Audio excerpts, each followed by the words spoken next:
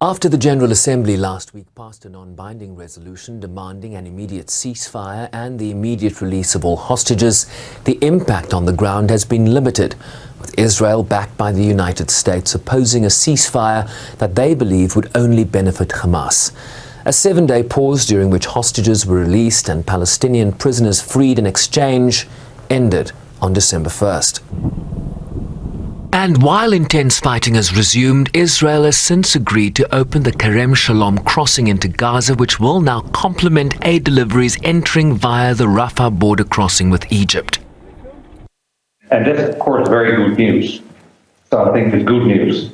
But there's not, and I think what we now have to work on as well, how can we make sure that these trucks can go everywhere in Gaza? And not just in the south of Gaza, but also to the north of Gaza.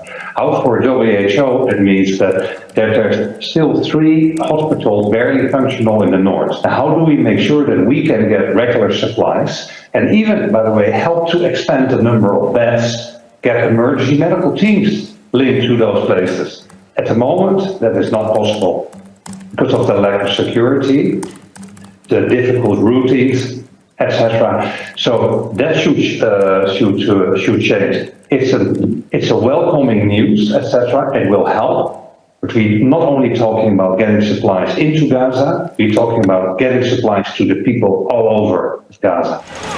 The draft resolution also aims to set up a UN monitoring mechanism of aid deliveries into Gaza, made up of countries that are not party to the conflict.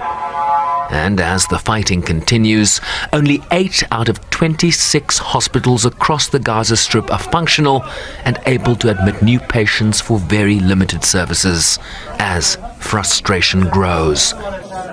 The UN simply cannot do our job. We cannot do our work right now because we are blocked and prevented from doing that work. We have restrictions on who we can have in the country. We can't get the aid in, and we have huge security access problems. You know that. You've been reporting on it for weeks.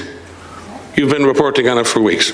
So I think it's time that you went and asked some questions of some different sources as to why that situation prevails. Because it's not here you're going to get the answer to those questions. It's somewhere else, in another press conference, with other countries. So please, go and ask the questions there. It's unclear whether this latest draft will pass the Security Council after the United States vetoed an earlier attempt this month that would have demanded an immediate ceasefire. For the Gazans, I think they're right to be disappointed. They're right to be disappointed with the world in general first. They're right to be disappointed with the international community. And we are part of the international community, so of course they will be disappointed with us too. But if they're not disappointed, I would be surprised. We're trying our best. It's not enough. Or whatever they're getting, it's a fraction of what they should get. Close to 20,000 Palestinians, including Hamas militants, have been killed, the majority women and children.